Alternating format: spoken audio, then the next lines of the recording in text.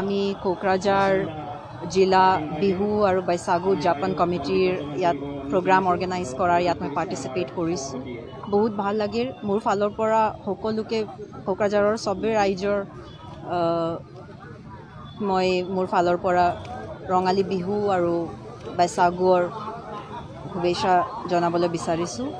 আৰু ইয়াত আহি বহুত ভাল পালোঁ। কোকৰাঝাৰৰ যি বিহুৰ ট্ৰেডিশ্যন আছে আগৰ পৰা সেইখিনি নিজৰ চকুৰ পৰা দেখিবলৈ পাইছোঁ আৰু গম পাইছোঁ যে আমাৰ ধৰ্মেশ্বৰ মজুমদাৰ বুলি কোনোবা আমাৰ ডাঙৰীয়া আছিলে, যিজনে বহুত কণ্ট্ৰিবিউশ্যনছ কৰিছিলে। এখন ট্ৰেডিশ্যন হিচাপে ইয়াত বিহুৰ উদযাপন কৰিছিলে, বিহু ডান্স কম্পিটিশ্যনছ কৰিছিলে।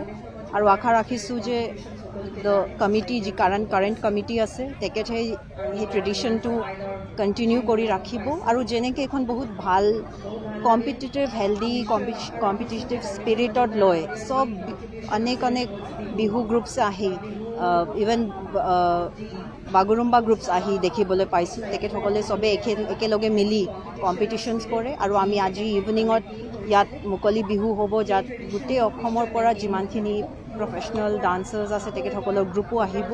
ত' ইমানখিনি সুন্দৰ এখন ভাল পজিটিভ এটমছফেয়াৰ এনভাইৰনমেণ্ট আনাৰ কাৰণে মোৰ ফালৰ পৰা মই আমাৰ বিহু কমিটি কোকৰাঝাৰ বিহু কমিটিক ধন্যবাদ দিছোঁ। কাৰণ এখন সুন্দৰ এখন স্পিৰিট বনাই ৰাখে। বিহুৰ যি আমি বিচাৰোঁ বিহুৰ সময়তে ভাল সময়তে এখন পজিটিভ এখন ভাল চেলিব্ৰেটৰী এটমছফেয়াৰ থাকিব লাগে, সেইখিনি ইয়াত লৈ আনিছে।